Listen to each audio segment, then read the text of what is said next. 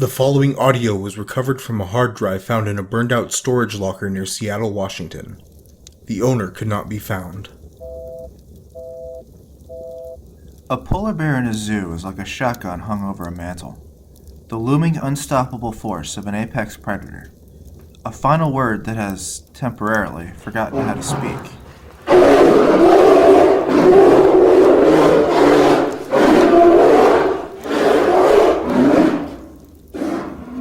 Sometimes, when I need to get out of my own head, I find myself at the city zoo.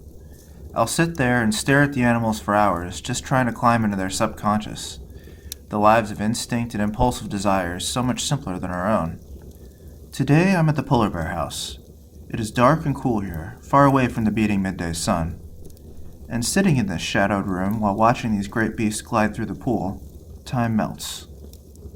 Before zoos, before man, the bear walked relentlessly across its endless white landscape. It felt no rush because there was nothing that could possibly chase it. When it felt tired, it laid right on the ice. When it was hungry, food was but a stretched claw away. The bear's unwavering path continued even past continental rims, surfing across ice floes and defying orca for a share of the ocean's meat. And now, by the grace of my local zoo, here the bear is placed in a small glass box, batting around an empty jerry can in a pool like some gargantuan house cat. Its white expanse is burning brown and divvied up by armed electric fences. The glacial crossings it once rode are now barely ice cubes. So I guess our bear doesn't get much choice. Or rather, bears. Near the back of the enclosure is a second animal. This one is still. Larger than its companion in the water, but almost invisible for its lack of movement. Motionless and watching me? I don't think that it would be possible for a bear to actually see me. The light difference must turn the other side into a mirror at best. A flat picture of itself on an artificial barrier.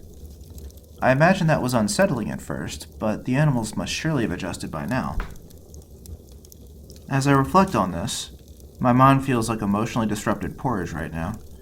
The polar bear rears up in an abrupt yet fluid motion, causing a nearby teenage couple to gasp and forget themselves momentarily.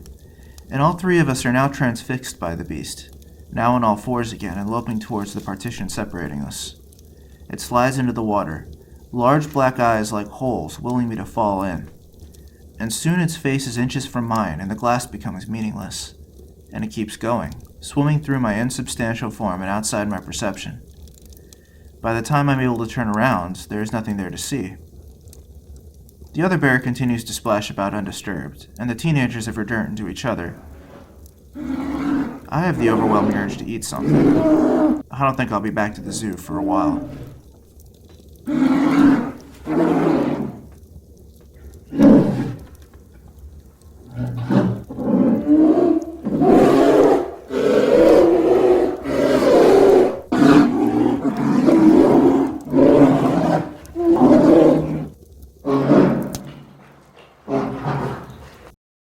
We hope you've enjoyed this presentation, and we hope you'll subscribe for more creepy content.